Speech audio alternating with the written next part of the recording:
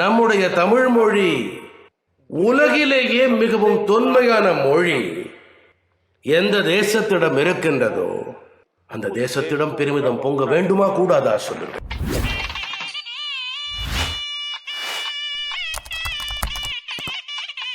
செம்மொழி வலையொலி YouTube channel. இந்த சேனலின் மூலமாக, அந்த வலையொலியின் மூலமாக பல்வேறு தகவல்களை தினந்தோறும் நாங்கள் வழங்கி கொண்டிருக்கக்கூடிய அந்த நிலையில் சிலப்பதிகாரம் என்ற தலைப்பில் ஒவ்வொரு பகுதியாக வழங்கக்கூடிய அந்த தொகுப்பை முழுமையாக கண்டு பார்க்கலாம்.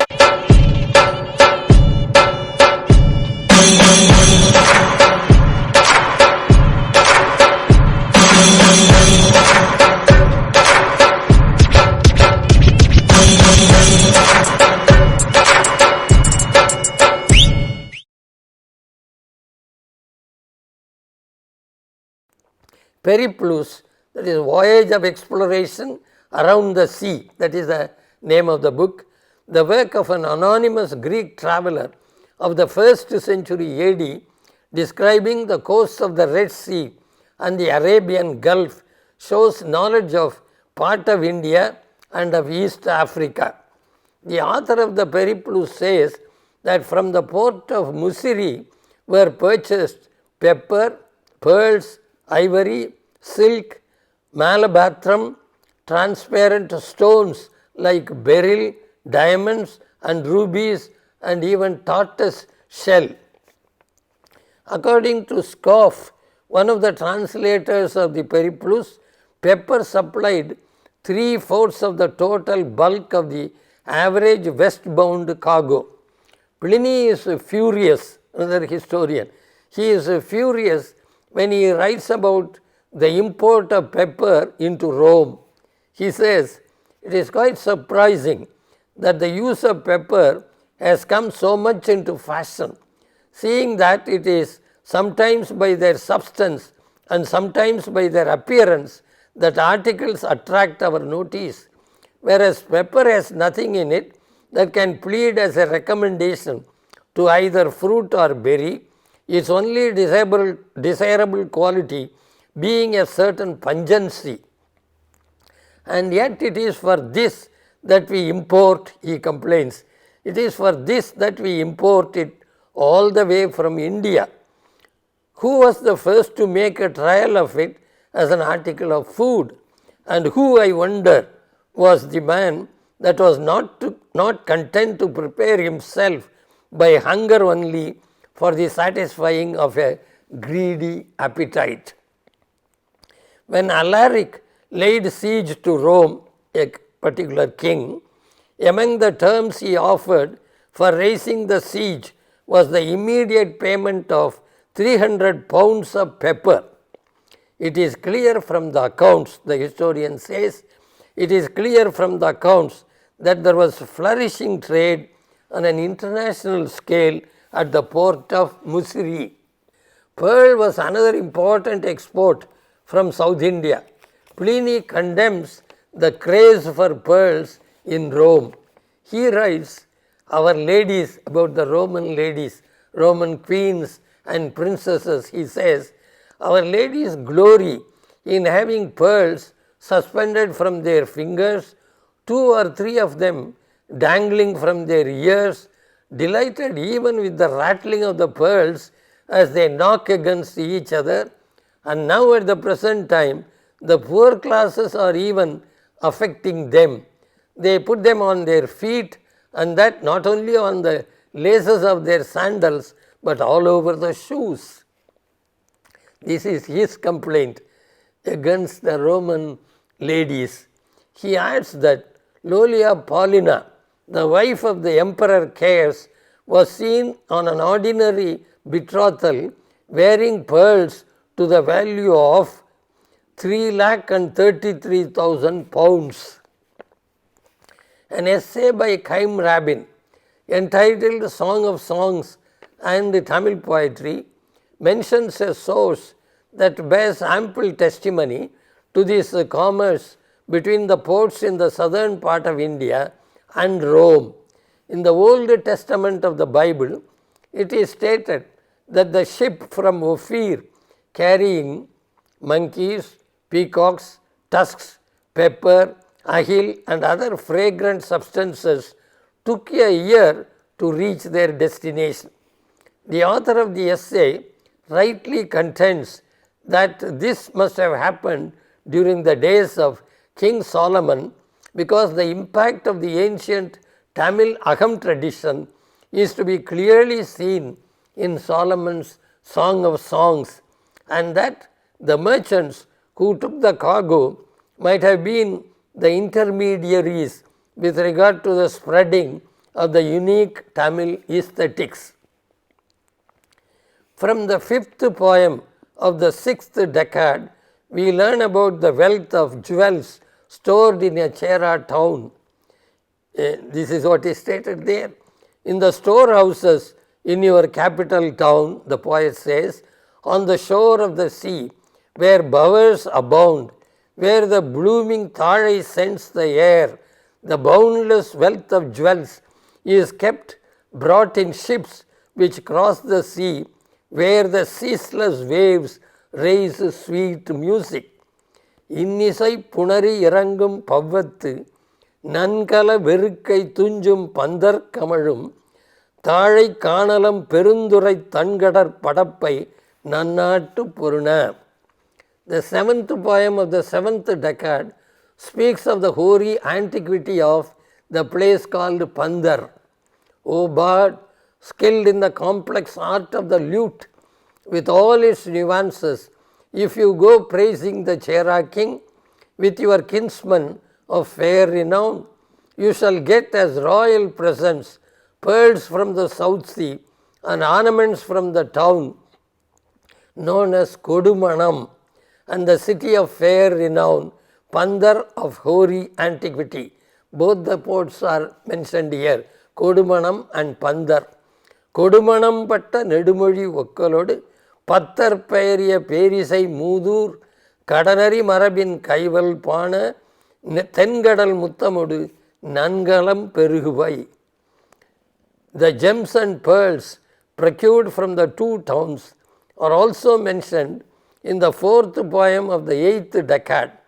They then had the glossy skin of a stag cut to a round shape and the edge sewed up by a skillful craftsman operating with a steel needle, who set bright gems along the hem procured from the town Kodumanam and pearls from Pandar praised by all. Kodumanam பட்ட வினைமான் அருங்கலம் பந்தர் பயந்த பலர்புகழ் முத்தம் வரையக நன்னி குறும்பொறை நாடி தெரியுணர் கொண்ட சிறருடை பைம்பொறி கவை மரம் கடுக்கும் கவலைய மறுப்பில் புள்ளி இரலை தோலூன் உதிர்த்து தீது களைந்து எஞ்சிய திகழ்விடு பாண்டில். Besides Kodumanam and Pandar, there was Naravu, beyond which Adugotpattu Cheraladan's kingdom extended. This might have been the Naura of the Periplus or the Nitria of Pliny, which has been identified by Yule and others with Mangalore at the mouth of the river Netravadi. This is the first mention we have of Naravu in connection with the Cheras, and we may hold that Cheraladan captured this sea coast town. Perhaps it is to this event that Vellividiyar alludes when she writes in the Agam poem, Agananuru poem 45, Kadal Kagal Kilarnda Vendri Nalvel Vana Varamban. There are other Sangam poems which corroborate what Pathitrupathu says about the port of Musiri. Paranar, in one of his Puram poems, writes, மீன் நொடுத்து நெல் குவை மிசை அம்பியின் மனை மறுக்குந்து மனை கவைய கரிமூடையால் கலிச்சும்மைய கரைகலக்குந்து கலந்தந்த பொற்பரிசம் கழித்தோணியான் கரை சேர்க்குந்து மலைத்தாரமும் கடல் தாரமும் தலைப்பெய்து வருணர்க்கு ஈயும் புனலங்கள்ளின் புலந்தார் குட்டுவன் முழங்கு கடல் முழவின் முசிறி அன்ன நலஞ்சால் விழுப்பொருள் பணிந்து கொடுப்பினும். That is, Sacks of pepper are brought from the houses to the market. The gold received from the ships in exchange for commodities sold is brought to the shore in boats at Misri, where the roar of the surging sea never ceases, and where Kutuvan presents the rare products of the sea and the mountains to those that visit him. An Aham poem also mentions Misri, famed for its foreign trade. யவனர் தந்த வினைமான் நன்கலம் பொன்னொடு வந்து கரியோடு பெயரும் வனம்கெழு Musiri ஆர்ப்பழ வளையி. All the poems of Pathitrupathu are said to fall under the category of Padan Thinai, meant to sing the glory of a great hero.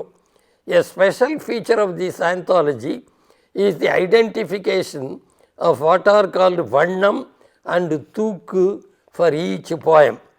For the ancient Tamils, poetry without music was not poetry.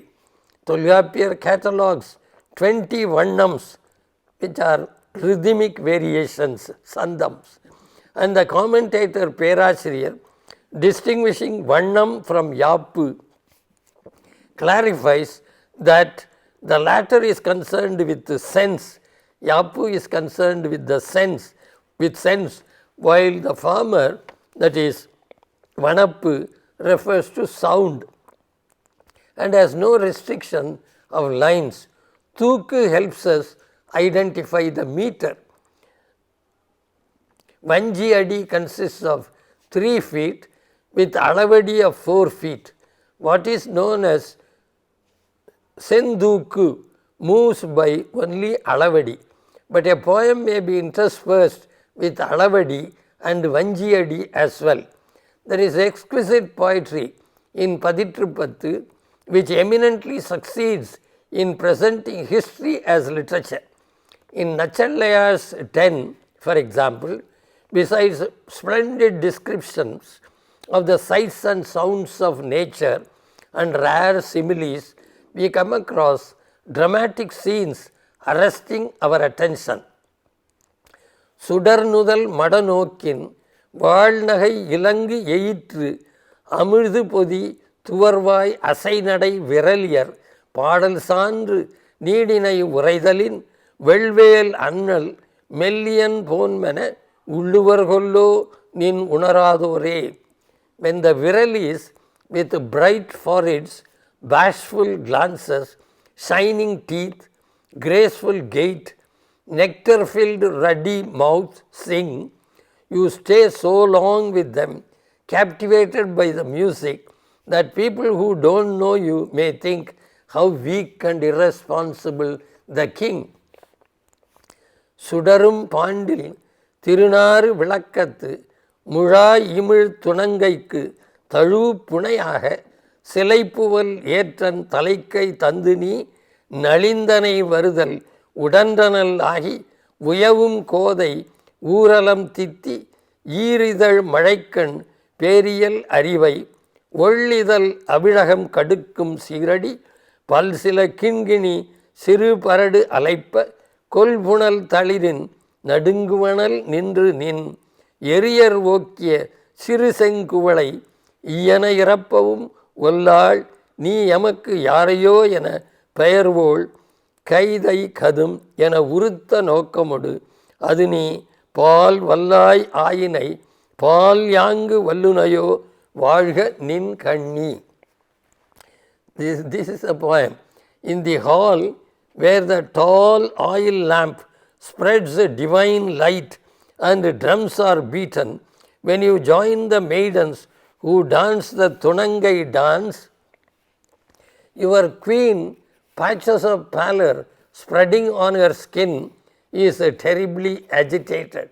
Trembling like a delicate plant shaken by the waters of a raging river, her bead-filled anklets making a dainty sound, she raises her hand to throw the small red kuvalai flower at you. When with folded hands like a beggar you pray to her to hand over the flower to you, she is still furious and crying out, Who are you to me? She moves away with the flower in her hand. You are not strong enough to near her and seize the flower from her hand.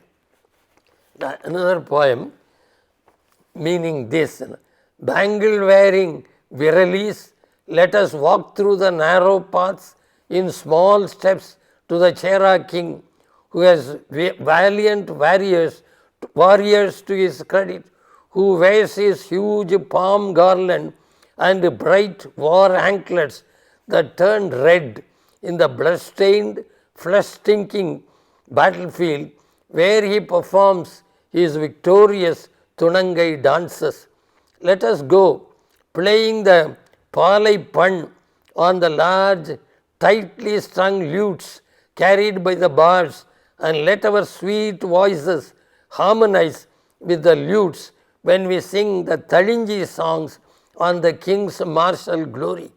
He is not scared of the wrathful eyes of his brilliant, beauteous, disciplined, anklet-wearing wives who have given him the wealth of sons, but of the sight of poverty-stricken singers. There are numerous passages in Pathitrupathu indicative of the poet's first-hand experience of nature and of his belonging to a society that enjoyed harmonious relationship with its environment. In another poem, we come across this kind of description of nature. On the shore of the cool ocean, churned by fierce winds, its huge waves rolling with a thunderous noise, long-legged cranes, tired of looking for fish in water-filled pits, flying away toward the grove of palms, perch on the branches of cassia trees, laden with bunches of flowers swarmed by bees. Adumbu creepers thickly spreading along the cool seashore, crabs play in the fine sand as cold winds erase their footprints in the huge palmyra grove. You are seated in a pandal decked with fully blown neithal flowers, dark as ice, honey dripping naravam flowers, and sweet smelling punnai blossoms. Snakes that crawl all over the slope look like the possessed priestess who dances, moving about in slithering curves. Another poem, another description. In the month of Masi, when days are short and nights long, when animals suffer from the biting cold, much to the joy of the bird trying to cross the path of a barren wasteland, the sun appears in the east, spreading its many rays that usher in the dawn, dispel the widespread darkness, and end the distress of mankind.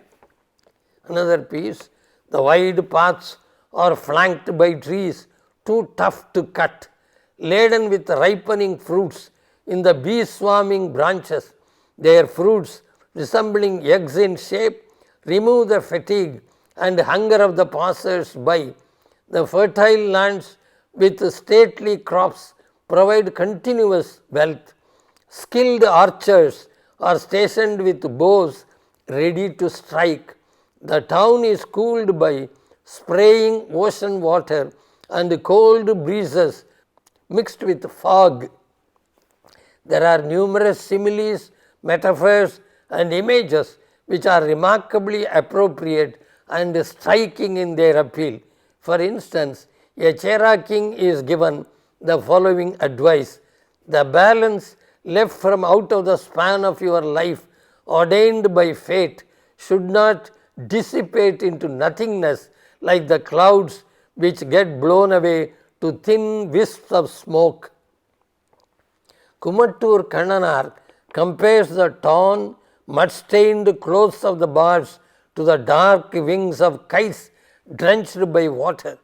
Neerpadu Parundin, Irunjiragu Anna, Nilathin Sidar, Kalainda Pinrai.